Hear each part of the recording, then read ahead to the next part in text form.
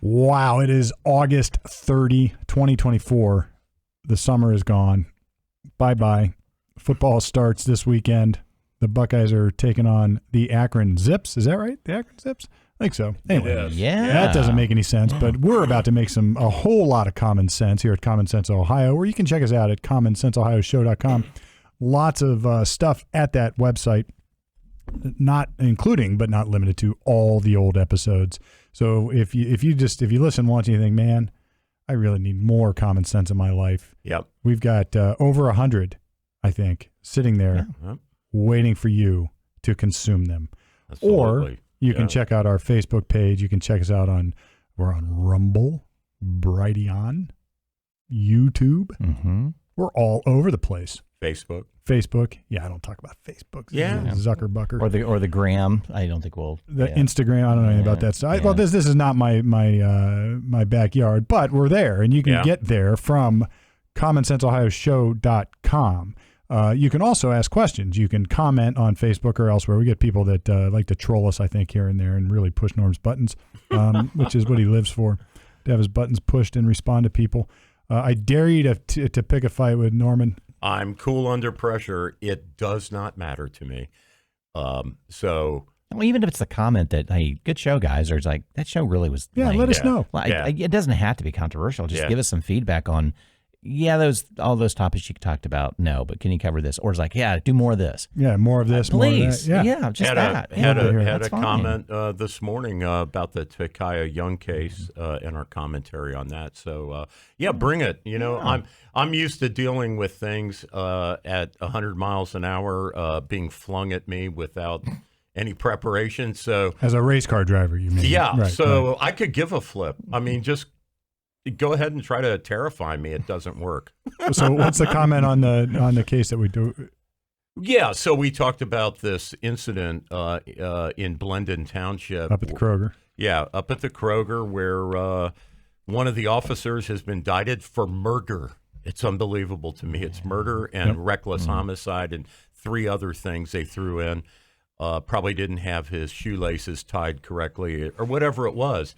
But pregnant lady, part of a flash mob, goes in, steals a bunch of booze, gets in her car. The police stand in front of her car, say, get out. She dialogues with them and says, oh, hell no, I'm not getting out. And then she moves the car to run over the cop, and he shoots her. And he's indicted for being a murderer. What does our commenter have to say about our discussion? Commenter said, God bless and may she rest in peace along with the baby who also died, of course. Of course, right. I mean, it's such a horrible. It's like I think that was our position. And she said it. And this comment was it was her fault. It was her own doing. But clearly, the grand jury didn't see it that way. With a special prosecutor brought in from, I guess, Dayton or someplace, which indicted the police officer, which I think it makes a tragedy. Now it doubled. That guy's life is over now. Yeah. I mean, yes. He can't be a cop anywhere anymore. No, it's too bad. And I know the attorney representing him, Mark Collins, great. He's a good lawyer. I might even get him on the show here. But at any rate, you mentioned grand jury, so now I've got to do a shameless self-serving plug. Go for it. For those who remember, we started this was an offshoot of my Lawyer Talk podcast. We used to take questions on the Blitz and legal questions, phone in stuff, and then we would have all these commentary. And I thought, well, this is really 2 different shows, so we started Common Sense Ohio. I still do the other show, Lawyer Talk, off the record, on the air, and I just answered a question about grand juries and how they work, what the sort of the idea of grand juries is. And if anybody's got any, if you're curious about it, we take bite-sized chunks, little Q&A-sized chunks. Check it out, lawyertalkpodcast.com. You can subscribe right there. Love it. So, Steve, I had a funny incident pinging off your grand jury comments. So I'm not bragging because I didn't plan on this, but I happened to have the fastest time of the day at the Bell Fountain Hill climb out of 70 cars. Nice. Congratulations. Yeah, so I smoked the field. I think the guy closest to me was in a Z06 Corvette, and he was a half second behind me. But I didn't plan on that. I just drove my ass off. Anyway, the county sheriffs up there shut down this public road so that we can race up this road. So they're they're controlling traffic, and I was part of the crew handing out sandwiches, and literally gave a deputy sheriff a ham sandwich, and I said, you can indict these. Which is the old saying. I think I even talked about that in my podcast. Did he get it? Oh, yeah. Oh, yeah. He was Good. rolling. He said, not only that, you can indict a cod sandwich, a turkey sandwich. Like he had a whole in the riff. wall. Yeah, right. Oh, But he did like that. good. It wasn't lost on him. That's Yeah, great. That's yeah. great. Yeah. So Cops are great in general. I know. Like we just had some terrible scandals involving police officers here in Columbus. I mean, a guy stealing cocaine out of the evidence room, and then in his 20s, a Columbus police officer, and then peddling it on the street. Just unbelievable. Yeah, but 99% are good. Yeah. So it is. There are bad apples in every bunch, And, or yeah. every barrel, whatever every basket, whatever. some terrible podcasters too. So. There are. I don't know that. I don't know if we qualify. We have none in this room. Okay. None. You were speaking about Ohio State there very briefly, and we cover so many. Like this looks like a complaint show half the time, right? Where we're rolling out, the horrors of the week and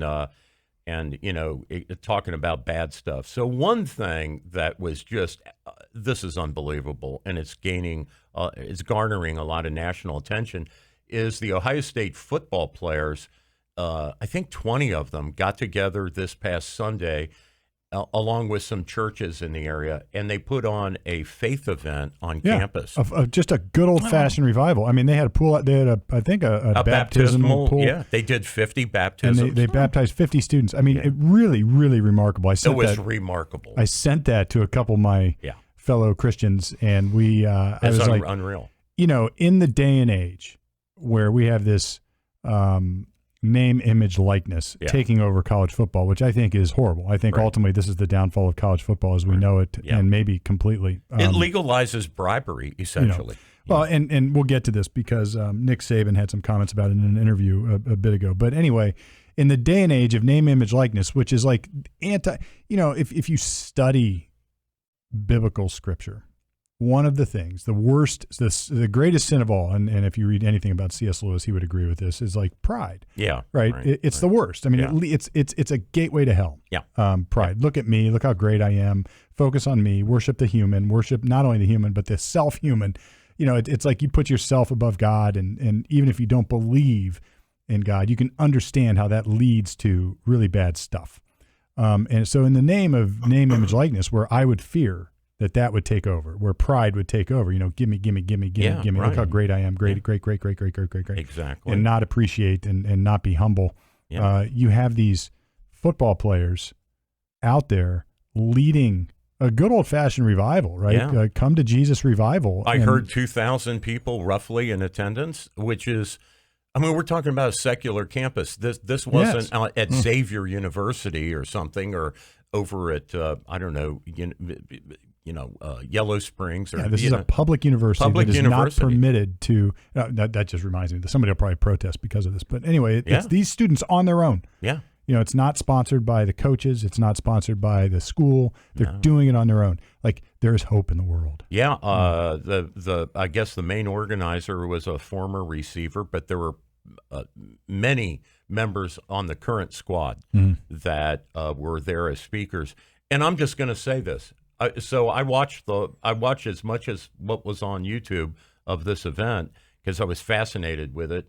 And I'm just going to say something I noticed. They were all black football players, okay? And we talk a lot about, black men and, abandoning families. And, there's the whole Bill Cosby thing about black fathers not being in the house and, and problems with black males.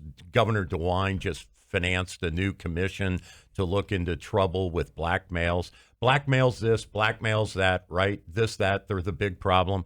This entire event of upholding faith in Jesus and talking about God and baptisms and all this.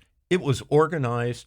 It was completely staffed by young black men, and I just say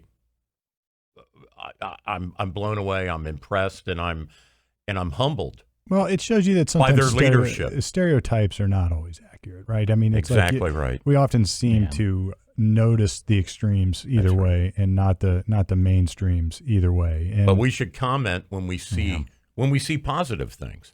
Well, look, and this has been going on. I've noticed this for a couple of years. I know Justin Fields a few years back. He was the transfer that came in from Georgia, and he was very, very faith oriented. Yeah. And then who was our other quarterback that came in after him?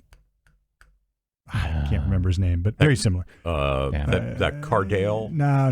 It's going way back. Yeah. But anyway, they are even. And he's continued with his faith into the NFL and elsewhere. But this started a few years back, so people are not ashamed now to show their faith in Christ and Christianity, despite the war on Christianity. Despite the war in on our Christianity, culture. And then if you get like a Colin Kaepernick out there, it's like the total opposite of that, right? It's the total opposite of that. It's be humble, be respectful.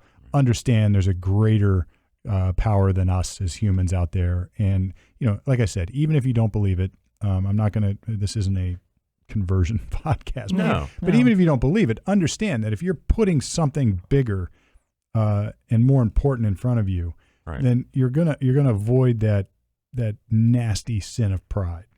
Because pride it almost always leads to bad things in your life. I would be, and it's difficult culture because most pro sports is very ego driven. Mm-hmm. See me, watch me. See me, watch me play. I'm doing all the money, and that's just what drives it. Yep. It is. So it's kind of counterculture. It is counterculture to a certain degree, right? Or bring the pendulum back maybe a little bit. And having played on a number of football teams, even through college, the message from within the team is always team. Yeah. There's no I in team is what they always say. Yeah.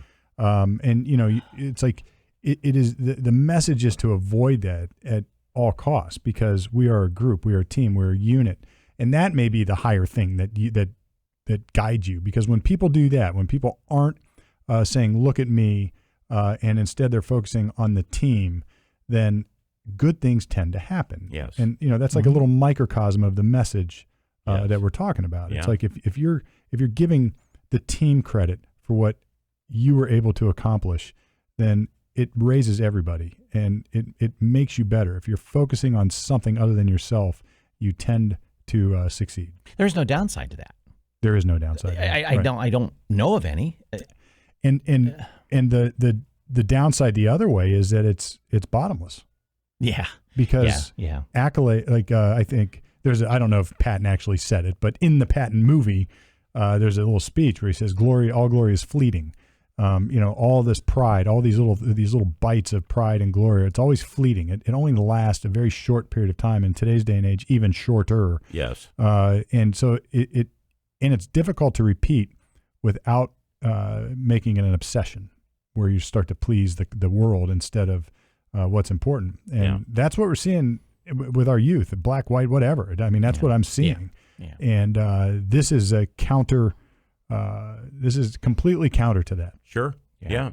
These guys are not going to get popular in the mainstream culture for doing an event like this. And in fact, it may cost them endorsement. It might. This is something that is frowned on and looked down on by mainstream culture these days. Well, and it wasn't on, I didn't see it on, I don't watch ESPN anymore, but I didn't see any ads on ESPN on some of the stuff I look. I mean, did this hit the mainstream at all? It did. Okay. So the Cameron Babb, the main organizer, Cameron was interviewed on Fox Live about this event, and that's frankly, that kind of exposure. And then I read about it on MSNBC and interesting on their website. Okay. So I think I just wanted to start off with that, since you mentioned that opening day is tomorrow. Yeah, big kickoff. Yeah. So we'll see, and I think we've entered a new era where we've basically purchased players. I hate to say that. And Nick, for sure, Nick Saban had an interesting take on this, and then we can get to the stuff we need to get to. He said, I'm out of coaching because I sort of looked at my role as taking young men and teaching them football, but also how to be men. Like it was right. It was like I could start with them, stay with them, and they would come to my team because I recruited with a certain philosophy. And the philosophy was, here's what I'm going to teach you. I'm going to teach you values. I'm going to teach you team. I'm going to teach you how to succeed in this sport. And then I'm going to be with you for 3 to 4 years or 5 years, however long it's going to be. And now it's not about that anymore. It's about, you're going to come to this school because they have 20 million behind us in name, image, likeness money. Yeah. And he just said it's totally flipped it on its ear. Oh, sure. And when I said bribery earlier, I think we all know. So, like, if there's a local car dealer that wants to offer $500,000 to a player to be his spokesperson, you do all the ads locally for that car dealership. I mean, yeah, I'll go to that school because that car dealer is willing to do, and that has nothing to do with my scholarship. But now it's all legal. Yeah. And it's, just flat out, you can bribe somebody to go to a certain school. Yep. All you have to do is get the boosters to offer that guy an advertising job, and it's fine. Yeah. It's crazy. And that's stuff that would have gotten a player disqualified and the team thrown out of the postseason. Like, that was a huge crime in the past. And did, right? And did. Right. Yeah, and this kind of, we talked about this a little bit last week about the Brown Stadium potentially moving and such. And now it's gone all the way up to, corporate welfare state again. Now it's gone to DeWine's desk. And he's and meeting, the Bengals now. He's meeting with them. And the Bengals are now saying, well, what about us, right? So whatever the state of Ohio spends in Cleveland, the people down in Cincinnati are saying, hey, us too. Yes. Ordinarily, I would agree, except the Browns are better. Well, so what I heard him talk, governor, looking at this from a bond standpoint from the state. He states the governor shouldn't be involved at this stage of the game at all. But he wants to talk to anybody that wants to talk. Yeah. It's like, okay, yeah, right. So anyway, but yeah, he said looking at other pro sports stadiums, he also, I did some digging into this too. It's like, okay, great. We're seeing all this kind of money. I mean, the Browns are asking for $2.4 billion with a B. Yeah. For a domed stadium. Yeah, for a completely new stadium in a suburb, not downtown. Not downtown, because they say it can't be done there. They say it can't. Because the FAA says if you put a dome on this, the nearby airport there, Burke Lakefront Airport, it somehow interferes with the flight pattern. Exactly. Which is a huge eye roll to me. But whatever. Yeah. So I guess the mayor is offering a counter offer of, the city will offer $1 to $1.3 billion in renovations to keep the stadium where it is. But I also heard the city's not all that in love keeping the stadium there. No, that's prime real estate. They may want to take that back and kind of go away. Sure. Because they've always had a riverfront view problem, and they're looking at maybe recapturing that space. So I don't think the Browns are going to leave the state of Ohio. They won't make that a park. Yeah, but it's that. But it'll be a convention. It'll be something maybe. Who knows exactly? But it's that.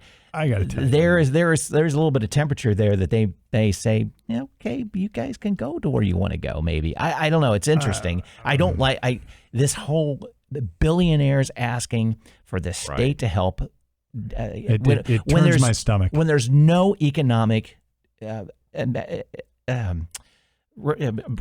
don't get anything for it. We don't get anything for it. I'm it's trying to get my words. There's nothing. Game. Come on. 8 times a year. Yeah. If anything, let the city help. I don't care about it. If Cleveland wants to use its money, fine. That's it's your fine. team. Or the county, Cuyahoga County. Maybe, yeah.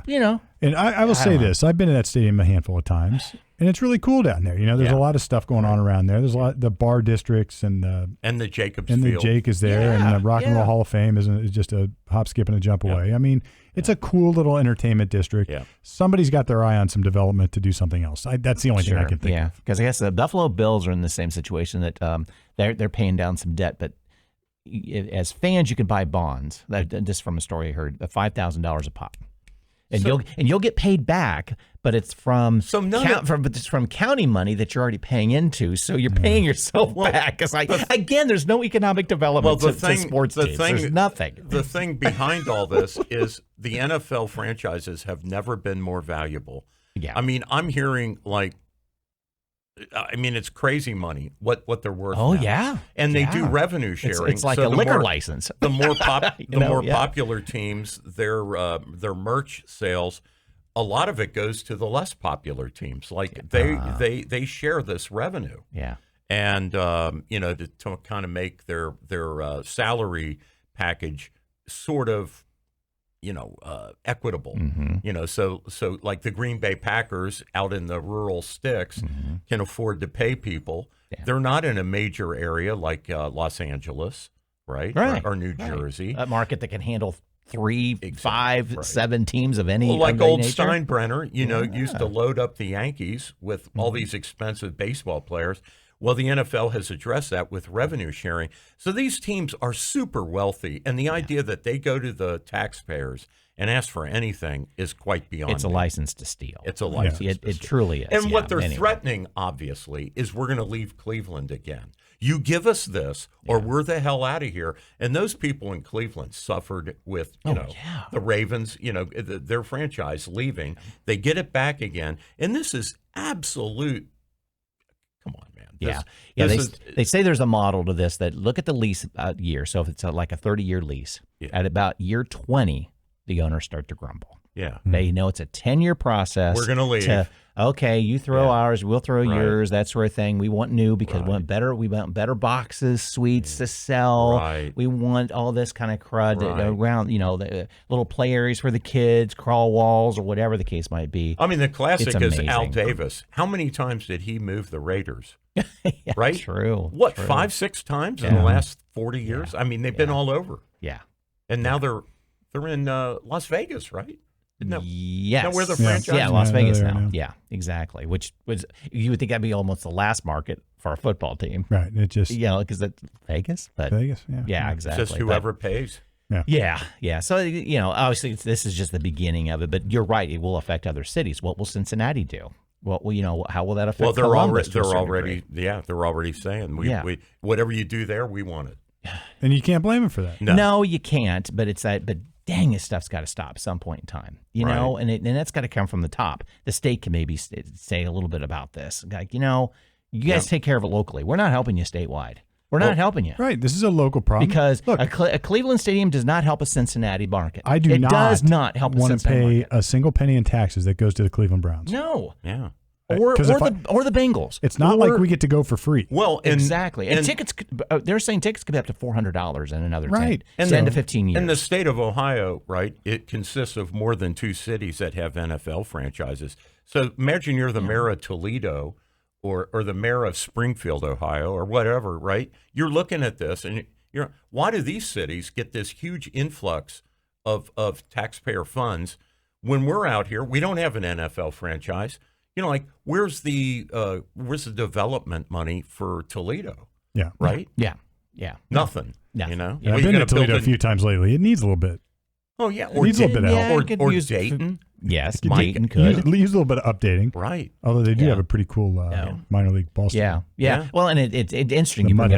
It's interesting you bring up Dayton because Dayton is so positioned well that it's just a short drive to Columbus and short drive to Cincinnati. And it's on 70 and it's on 75. You have all this entertainment around you. They just never really got it there. It's almost like a suburb of both Columbus and Cincinnati to a certain degree. But yeah, exactly. Anyway, it's certainly not an equitable way to spend taxpayer money. No, it's not. It's not. To go to the 2 big cities. No. Oh, okay, Columbus too, but we should talk a little bit about the softball interview last night.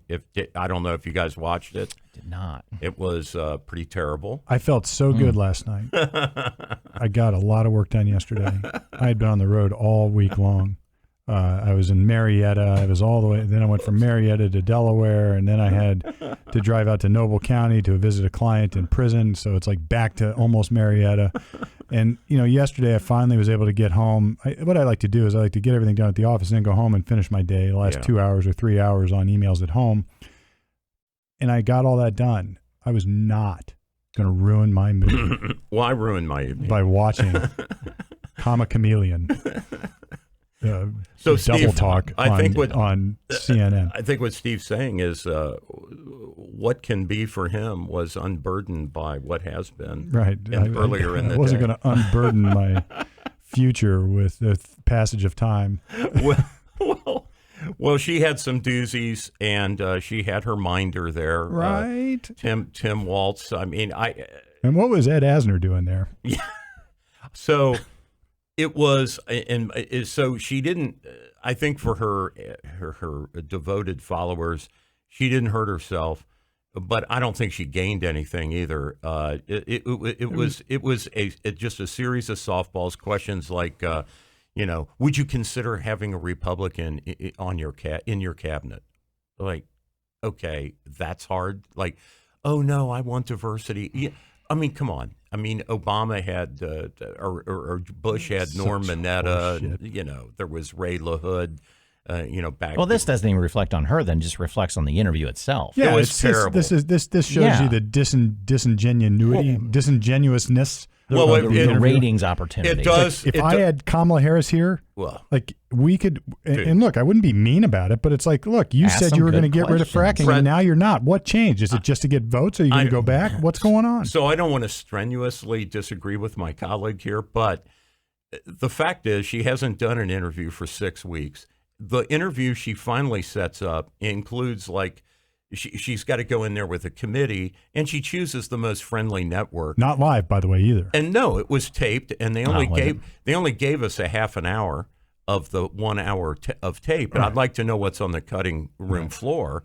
What was left out. It should have been live, and it should have been, obviously, like Trump goes to networks that hate him. He's been on MSNBC and CNN. And he'll go talk to anybody because he just doesn't give a rip. He'll give his answers, and whether they're popular or not, that's the way it is. Yep. But she is clearly afraid to be really grilled on her flip flops. And when she says, for example, last night she said, "Oh, I made it very clear during the 2020 campaign that I was not against fracking," and the bullshit detectors out there in the media cannot find a single second in any of the debates where she said that she was not against fracking. And in fact, in speaking to groups, she directly answered, "Are you against fracking?" She said, "Absolutely." Absolutely. There's tape of her on. So it's just complete bullshit. I mean, she is trying to reinvent. She has turned into a Republican in the last 6 weeks. Is basically, you go down the list. Other than her wacky economic thing about, I'm going to give you $25,000 if it's your first house, and we're going to tax you on unrealized. So you haven't sold your item yet, but we're going to tax you on it as if you did sell it. I mean, so her unrealized capital gains idea. Oh, you and I talked about this. I want to clear the record on this because you and I talked about this. She does have this idea of taxing unrealized capital gains, but it's only for those who hold $100 million in assets. So it's not like you and I. It's not. Well, I don't know about you, Norm, but I don't have $100 million in assets.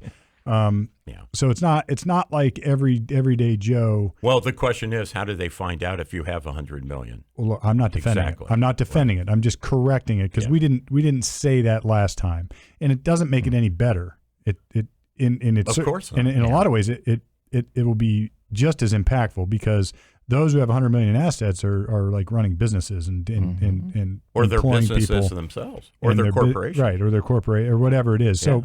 Yeah, it's and they're gonna dodge it. They're never gonna pay that. It's like they're gonna either sell the asset or they're gonna offset with depreciation somewhere else. I mean, something will happen. It's just nonsense. It's also the camel's nose. So you start there. Well, that's right. Then it's incremental. Right. I mean, come on. So 100 million. Well, if it worked for them, why not? Now, why not 50 million? Yeah. Everybody who's tried this, it doesn't work. Right. No. I think the Scandinavian countries had some version of this years ago, and it was an abject failure.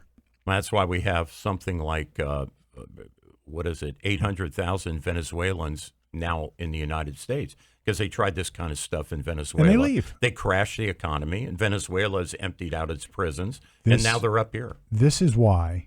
See, taking over apartment buildings in Aurora, Colorado. And I understand Kamala now might be open to a border wall, but this is why those kind of countries. Isn't that rich? Yeah, isn't that rich? Right. Venezuela, the Soviet Union, the Berlin Wall. It's like these countries have to build walls to keep people in. She called right? Trump's idea of a border wall a vanity project from the medieval times. Yes. Like this is a medieval solution, and he's doing it for vanity reasons. And then she becomes a Republican this past month, and now she's for the wall. And now she's for it. So it's Kamala's vanity wall now, and it's Kamala is in favor of. And she's not medieval really for it. I mean, let's be honest about Stop this. it. Yeah. Right. Yeah. Where I would think then no. why did you and your administration then immediately cancel the completion of the wall as soon as you came in office? Well, and this is like, look, you don't have to be a genius. I mean, most of the conservative commentators are making the same point, so I don't claim it to be mine. But it's like the response to everything that she says is, why didn't you do it? Right. And so on immigration, last night they roll out this trope again, her and Waltz, that Trump somehow killed this bipartisan Senate. Yeah, blame Trump for everything is what they do. So let's talk again, because at the time we talked about what was in that bill. It was nothing the president would be doing until you reached 5,000 illegals per day. So what it did is it established a red line of 5,000 illegals per day over the course of, I think it was 3 months. And then it would trigger these powers of the president to do something about it, powers that he already has and didn't need under this legislation. So 5,000, we figured out 5,000 people a day. It was basically sanctioning something like 1 million or 1.5 million illegals per year before the president could do anything about it. 365 times 5,000. Well, look, she's at the same time, they're promoting offering these people 0 interest loans to get houses, right? So and out in California, they want to give illegals between $125,000 and $150,000 to buy a house, right? And California's like $30 billion in debt. Their budget is And then what was the tax bill years ago? I think Trump killed it, where basically you were going to get a deduction if you lived in California off your federal income tax because of your high California. And so basically they're sort of offshooting all their tax burden on the rest of us. Right. And I think Trump killed it. That'll be back under these people. Oh, yeah. So, but here's what they didn't ask her. Are you in favor of packing the court, the U.S. Supreme Court? Right. Are you in favor of adding like Washington, D.C. as a state and maybe... But what's the other one they're always talking about adding? I'm drawing a like Puerto Rico? Puerto Rico as a state. Yeah. Or they didn't ask her about SCOTUS, which the Supreme Court just once again told Biden he can't do the student debt forgiveness. Right. Well, they're going to pack the court. And that was yesterday. Why didn't she ask about that? They're going to pack the court. Why should plumbers, roofers, drywallers, Walmart greeters, why should their taxes go to pay for somebody going to law school or medical school or getting a humanities degree? Why do those people deserve to have their debt removed? Right, because the elites are more important. And the guy in the rusty pickup truck, right, who's putting in your fence. This is classism at its worst. Right. But Dana Bash didn't ask about that. Well, no, she didn't ask about whether or not they were going to restructure the Supreme Court, meaning pack the court. Yes. Right, add justice because they don't like the outcome of some of these decisions. Exactly. Or at least limit or create term limits. Right. Or add 2 states so they get 2 more senators each. Right. And since she's not against fracking now, why did her administration just this week reverse the Trump Alaska policy on drilling for gas and oil on public land in Alaska? Lies. It's Are all lies. Are you going to renew the pipeline that was canceled? Of course not. She's Joe not going to do Biden. any of this. Right. They're going to get rid of the filibuster. It's like if they had their way, and I'm not saying it's going to happen, right. But I think if you're interviewing Kamala Harris and Ed Asner, you're going to have to ask these questions. What is your agenda? What's the long-term agenda? How do you feel about getting rid of the filibuster in the Senate? Would you support that? Yeah. How do you feel about adding Supreme Court justices and creating term limits so you can put your liberal justices or the justices that you like on the court? How do you feel about adding states so the left gets 2 more or really 4 more senators and takes over the Senate? It's like, what is your position on these things? Yeah. Because these are huge ideas, folks. I mean, this changes the fundamental structure of our country probably forever. Right. And they have an unspoken, it's not unspoken, but if you go look for it, this is what they're advocating. Right. This is what they want. And what is Kamala Harris's viewpoint on it? And I fear that, I've said it before. I mean, I think she's getting elected. I think she's going to get elected. I hope she doesn't. but I think she is.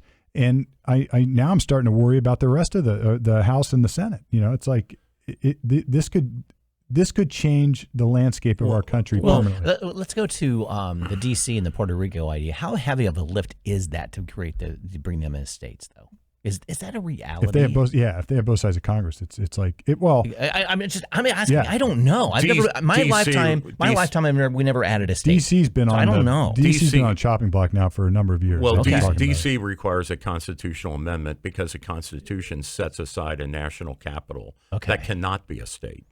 There was a vote a couple of years back. We've got two other territories. Guam as well, right? So you could, if the DC thing doesn't work, American Samoa. Yes, that's the other one. There's a few. But anyway, is it realistic? I don't know. I don't know. But and it's worth a discussion. But the fact that they want to do it, to me, is very telling. If they're not capable of getting it done, I think that's awesome. They're not capable of getting it done. But if they want to do it, you have to ask why. The Puerto Rican people themselves have voted down statehood several times. They don't. I was just trying to think. What did I hear? Not recently, but in the last couple of years, in regards to them discussing joining us.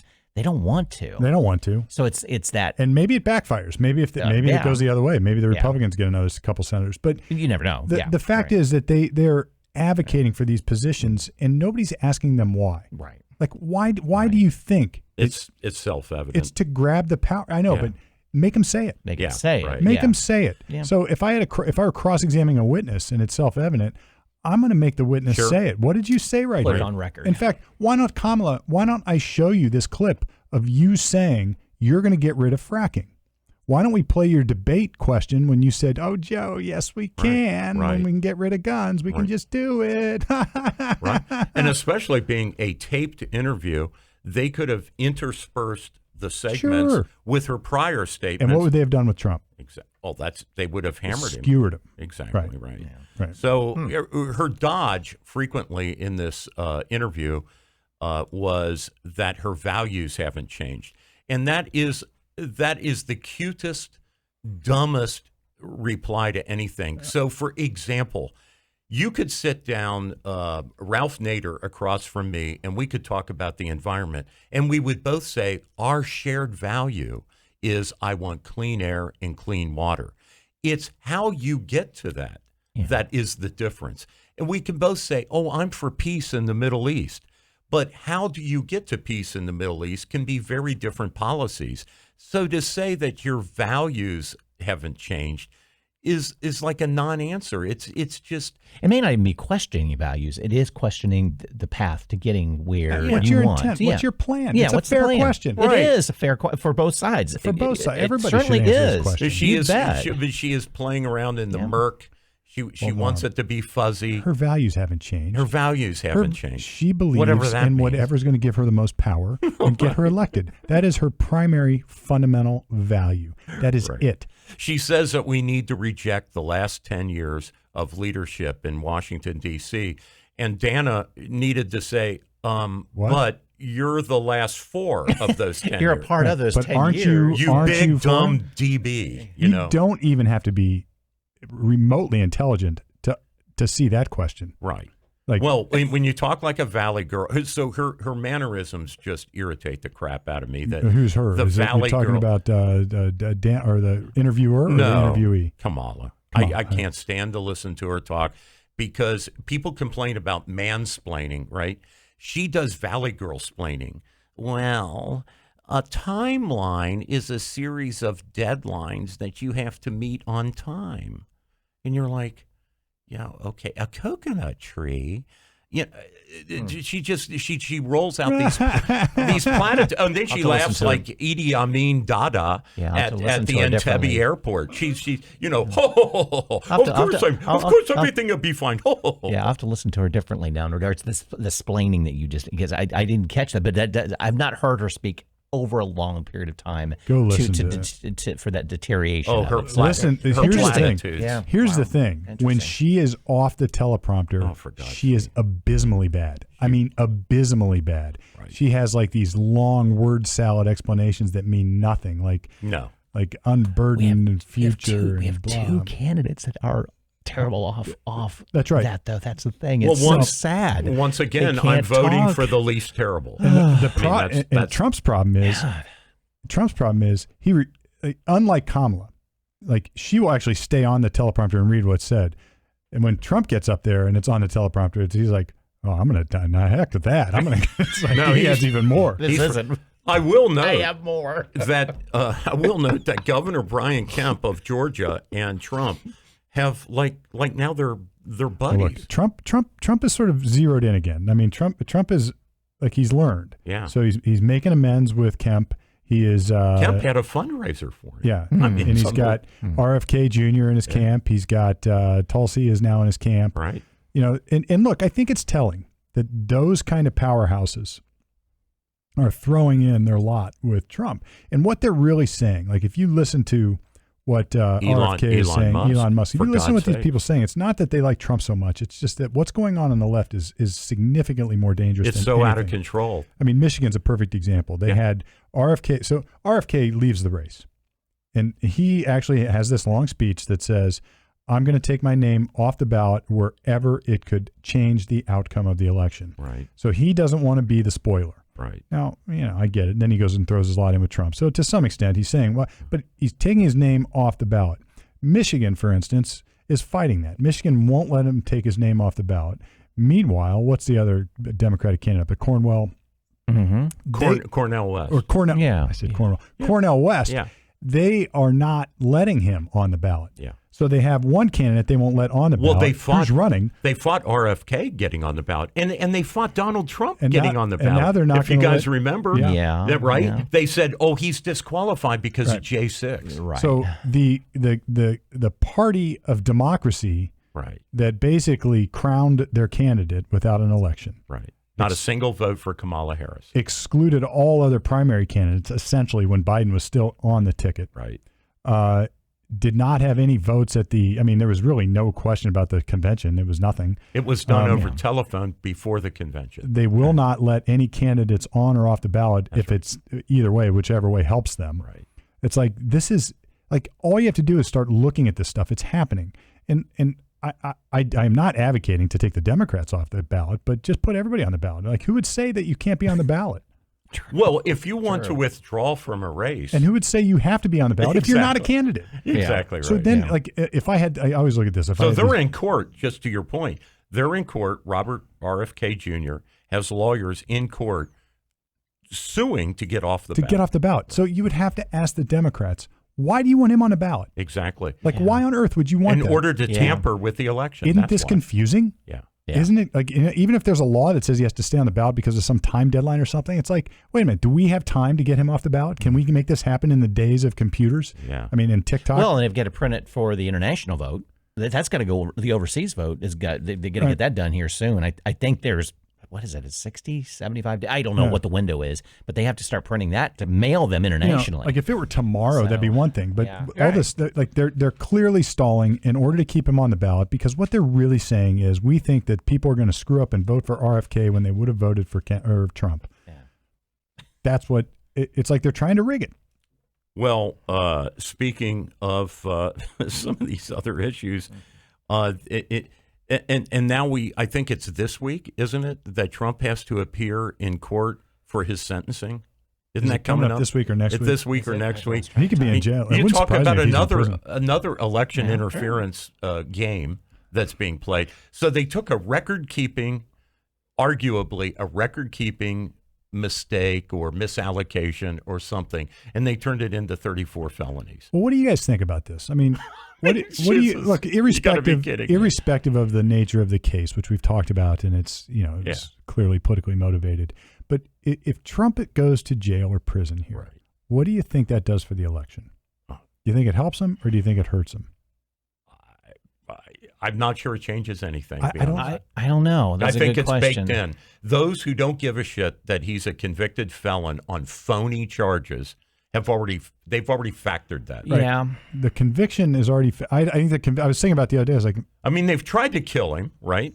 They've convicted him, and they've indicted him in 4 different places. And some lady in a department store can't remember what dress she had on or what year it was.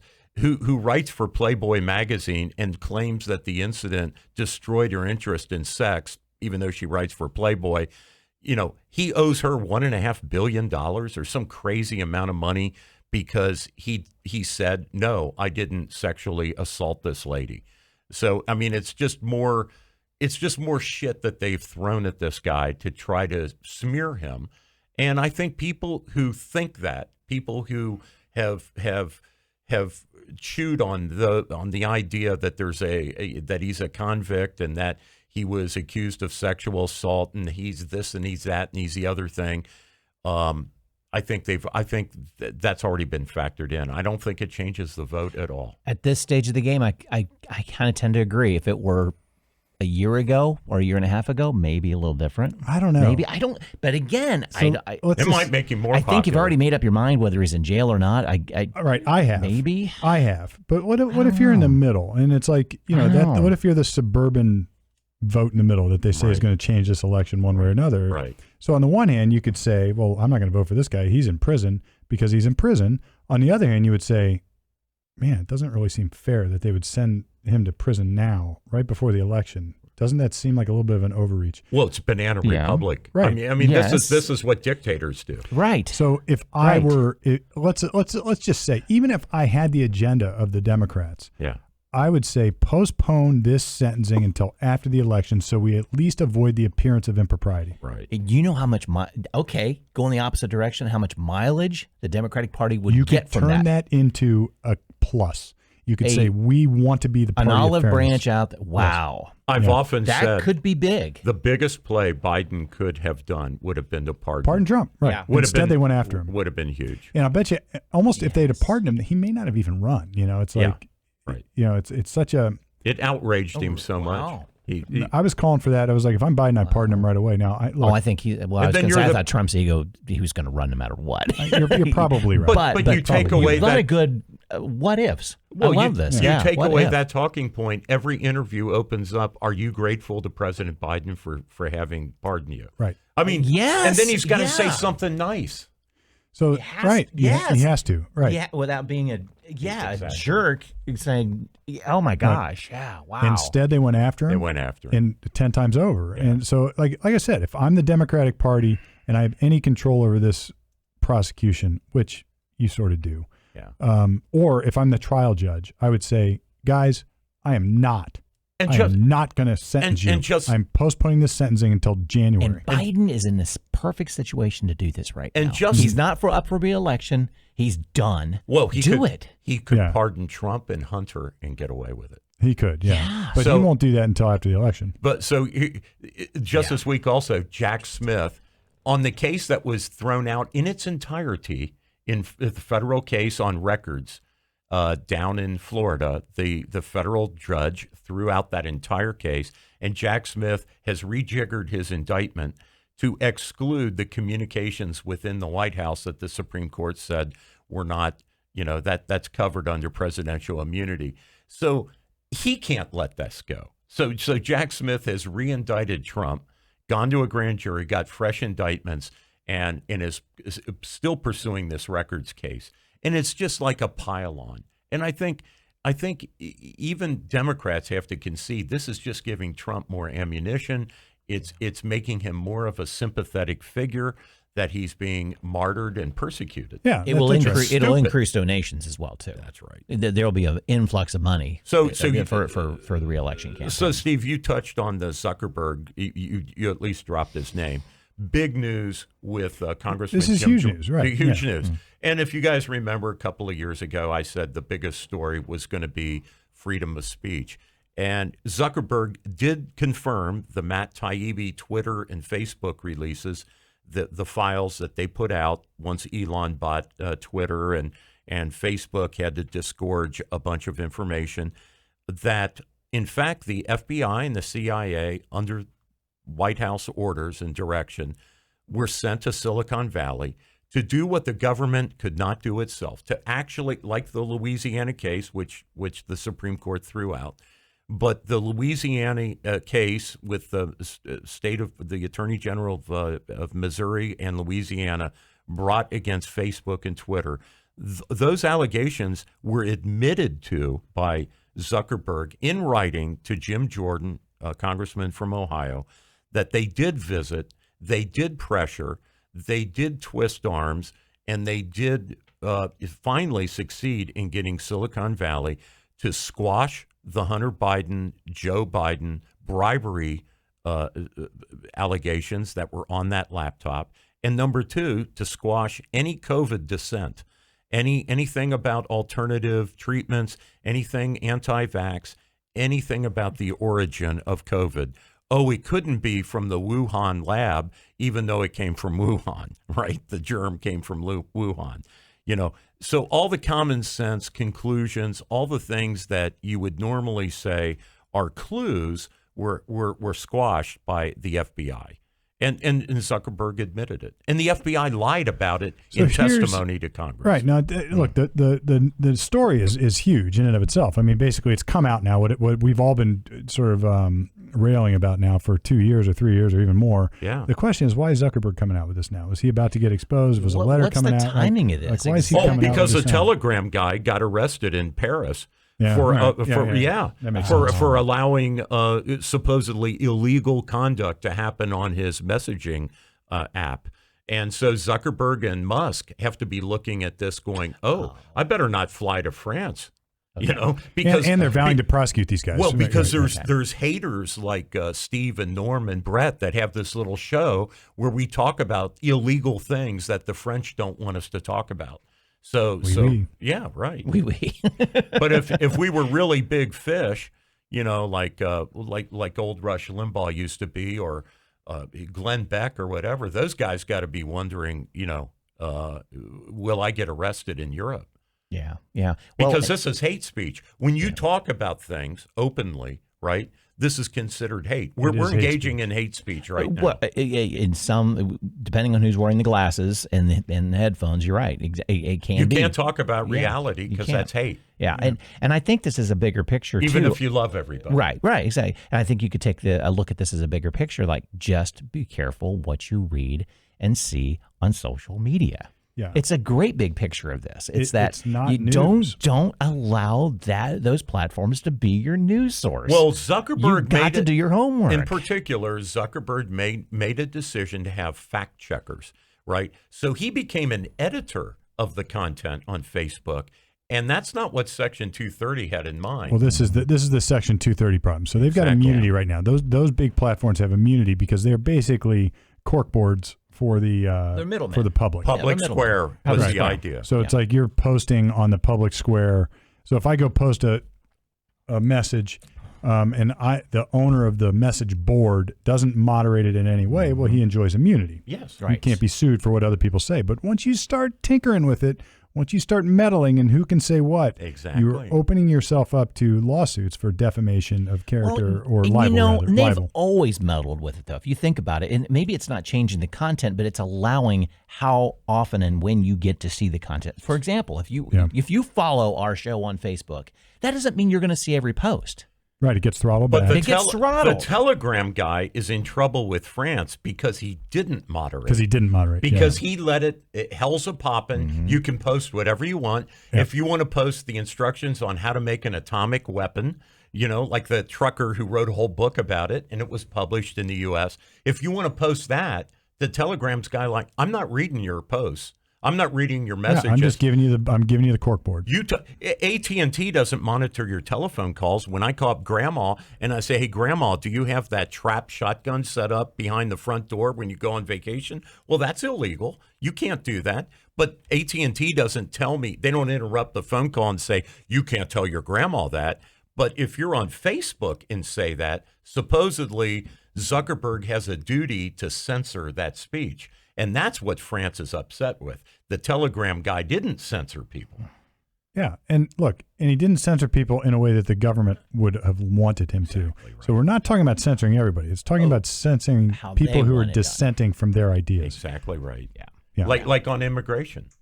That you have unfettered immigration, and they would say, "Oh, that's because you hate brown and black people." No, I don't care. I don't care if they're coming from Sweden. And I don't care. I don't care what country they're coming from. I don't want illegal immigration. Like, it's against the law. It's a felony, But it's considered hate speech and racist somehow. And I don't know how that got started. I was gonna say Zuckerberg. Some days he has to be sitting going, "What the hell did I create?" He should have just What let it the all go. hell He should did have let I it just go. do? If the neo-Nazis want to have a Facebook page, let them have a Facebook page. Yeah. I mean, it's America. We know that there's dirty, rotten, Oh my sick gosh, people. yes. And if they want to have their stupid page, let Well, them have look, their stupid page. This is the argument, right? And anybody who has studied the real value of free speech understands this. Yes. The only medicine for awful, stupid ideas is to expose them. Let them have their Exactly. Is the truth. Let them have their parade. So- they can have their speeches. Yeah, The I've always- KKK gets They to can go. write their books. Hey, I was just going to say, let the KKK go on the State House lawn. Do not protest it. Look how Don't stupid. show up for that. Look how stupid they look out there with their stupid They look hats, ridiculous. saying Exactly. that they hate Jews, they hate Catholics, Now, they hate here's, blacks. Here's a perfect example of this. I was Wow. arguing with. They look like idiots. This is Yes. back in the BLM take over the city, or when they were riding around Columbus, and I was pissed. I mean, I was like, look, I can't get to work, and now they're telling me I have a curfew, so I'm not even allowed to come to work. And it's like, this is absurd. Shut this stuff down. And the person I was arguing with was telling me, well, look, they have a right to go. I was like, no, they don't. You don't have a right to shut down the city. You have a right to go get a permit, That's right. and you have a right to Yes. go create and schedule your protest. Do it. That's right. I encourage it. I will represent you to help you do it. Exactly. I will be there at your side, even though I disagree with your message. Exactly. I will You're allowed assist you in to. doing it. Of course. And I said, this is the difference. And she was like, well, the KKK got to do it. And I said, yeah, but they were smarter. They went and got their permits. And she goes, you're calling them smarter? And I'm like, listen. And he said, but you saw what happened there. They shift the debate. Like Yes. somehow Right. I'm favoring white supremacists because I called them smart enough to go get a permit. Right. And I'm not. I think they're idiots. Yeah. I think they're morons.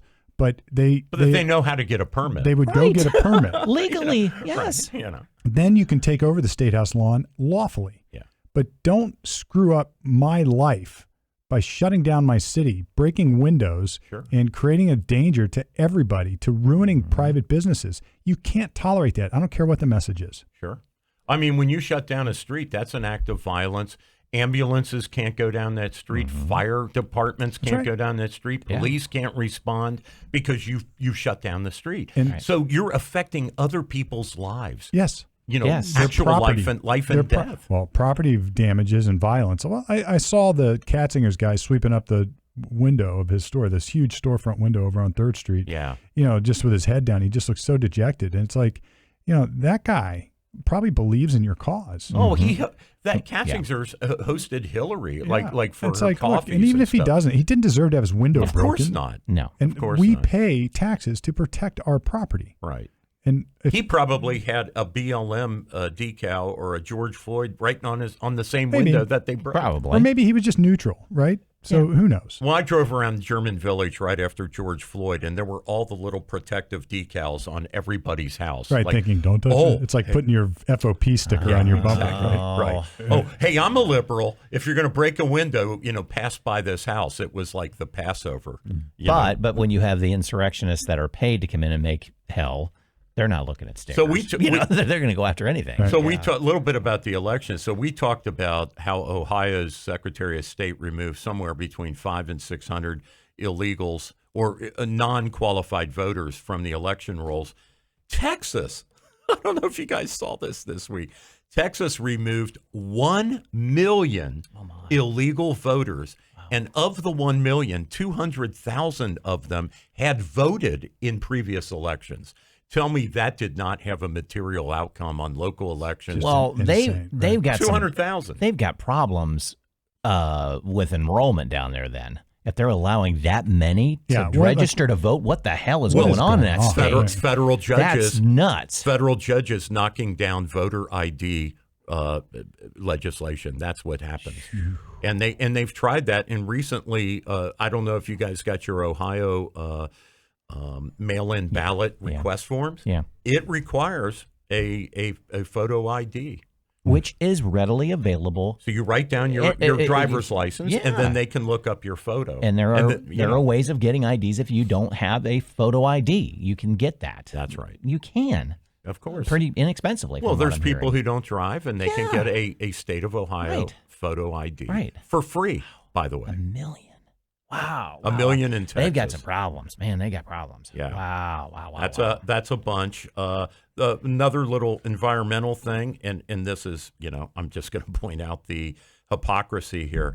So the Houthi rebels, I think yesterday or the day before, knocked out an oil tanker in the Red Sea, 3 times larger than the Exxon Valdez. And if you guys remember, during the Exxon Valdez cleanup, the media was all over that for the oil industry is super evil and Exxon cleaned it all up. But it was like a year of talking about the drunk captain of the Exxon Valdez and what an evil company Exxon was. So the Houthis blow up this oil tanker 3 times the size of the Exxon Valdez. Not a word from the Sierra Club, Greenpeace, or any of the normal environmental groups condemning the Houthis for polluting oil in the Red Sea. Of course, because... So a mistake is unforgivable. Right. Or maybe, I can't call it getting drunk and wrecking your tanker a mistake, I guess. But a reckless mistake is unforgivable, but an intentional act of destruction. Yeah. They never said anything about Saddam Hussein setting Kuwait on fire either. Although this is what happens when you because he's one of our guys, right? He hates America, and we hate America. Right. So we're on the same team here. Right. When you shape shift based on identity, yeah, instead of actual legitimate causes and issues, right, and things you believe in, then this is what happens. You can divide it up to the point where it's nonsense. Where's all the Sierra Club outrage when? And this happens on the other side too. Quote, environmentalists spike trees and lumberjacks get killed when their chainsaws blow up right in their face, takes off their head or their arm. You never hear anything about caring about them, but the snail darter, we got to protect that. But the hell with lumberjacks, it's okay to kill lumberjacks. Well, look, I should point out when I see it on both sides, I see quote conservative or Republicans make these mistakes too, where they are saying we need to be tough on crime. These people accused of crimes have way too many rights, blah, blah, blah, blah, blah. Well, and then Trump gets accused. They're like, well, this is unfair. But at least he has rights. It's like if you get rid of the rights for one, you get rid of them for all. And if they're intact for one, they're intact for all. So we want to protect everybody, right? And we would much rather see guilty people go free than innocent people be convicted. So there's my soapbox for common sense. Another little Middle Eastern war thing that came up. It has been disclosed now by the Department of Defense that floating dock that Joe Biden insisted against all the generals and admirals' advice. This is a debacle. A $250 million floating dock in the Mediterranean that was going to be used to evacuate Palestinians in the wake of Israel's response to October the 7th. U.S. tax dollars, $250 million dock. It was in operation for 23 days, and then a big storm blew it apart, and it hasn't been used since. Yeah, just a $250 million just because Biden said, well, I want a dock. And they're I like, want to know who built it. President, and what's their connection to Biden?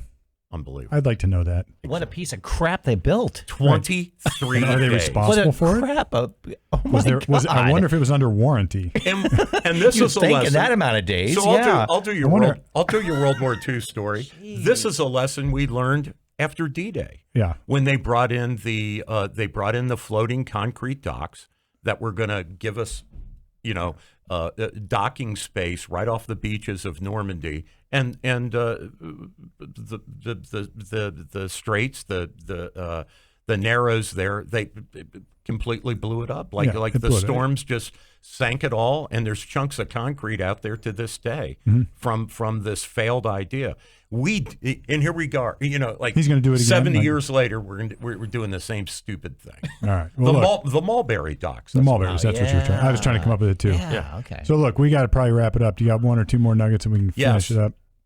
There are people trying under FOIA to get to the 100. So we talked about this on the show. There were somewhere around 100 to 150 people on the terror watch list that Customs and Border Patrol processed and then were ordered to release into the country. So we have over 100 of these people.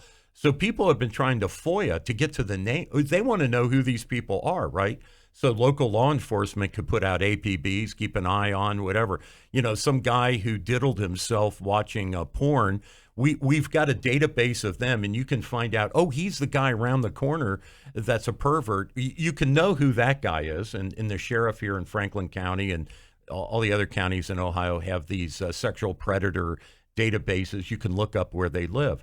But actual terrorists are being protected, according to the Border Patrol, for privacy reasons. They will not release the names of these 100 to 150 people. I mean, government nonsense. Wow. I mean, these are people that want to machine gun a bar or blow up an airplane or whatever. We cannot know their names. Mm-hmm. But I can know the name of some guy who played with himself on the internet. Right. Or peed in public, basically. Or peed in public. Yeah, I can know those guys' names, but I can't know the terrorists' names who may live in the same neighborhood right around the corner from me. Mm-hmm. I mean, wow. Yep. All right. Well, with that, I've got my fill of common sense. Wow. There's just too much nonsense. Too much nonsense in the world, and we need a lot more common sense, Ohio. See what I did there? So from nonsense to common sense. We are Common Sense Ohio, where you can check us out at commonsenseohioshow.com. If you want to be a sponsor, like for Norm's Little Final Nuggets, we've got an open slot for that. If you or my race car. Or his race car. If you want to put your name on his race car. Man. You can do that, or you can put your face on it, maybe. So you're NIL in it? You're NIL in it, huh? Okay. You can do anything you want with the flanks of my Mustang. Any statement. You could say the flanks of his Mustang? Is that code? I don't know. You can say Norm. Sounds a little bit suspicious. You can pay me money to put on my car, Norm's full of shit. And I'm all about it. Give me $1,000. Norm's full of shit. All right, flanks of his Mustang. You heard it right from the Norman's mouth. I'm a racing whore. All right. Well, that is Common Sense Ohio Show, and you can again find us at commonsenseohioshow.com, where we are coming at you each and every week right from the middle.